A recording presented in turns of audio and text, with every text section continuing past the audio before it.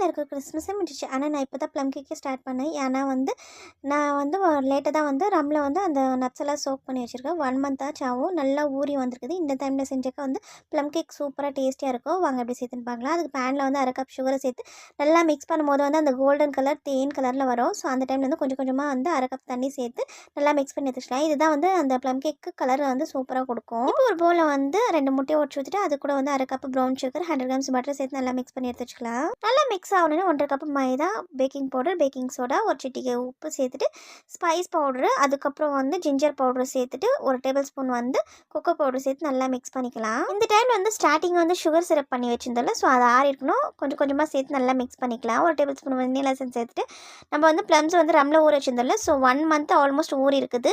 நல்லா ஊறி வந்திருக்குது. ஒரே கலரில் இருக்குது. நம்ம போட்ட நட்ஸு எல்லாமே அந்த கலரில் ஃபுல்லாக சேஞ்ச் ஆகுது. இந்த மாதிரி தான் இருக்கணும் நம்ம ப்ளம் கேக் பண்ணுறதுக்கு. ஸோ இது எல்லாமே சேர்த்துட்டு அது கூட காய்ச்சி ஆற வச்ச பால் ஒரு 3 டேபிள் ஸ்பூன் சேர்த்து நல்லா மிக்ஸ் பண்ணிக்கலாம். இப்போ பேட்டர் ரெடி ஆயிடுச்சு. ஸோ டின்னில் நான் ரவுண்ட் டின்னில் பட்டர் ஷீட் போட்டு வச்சுருக்கேன்.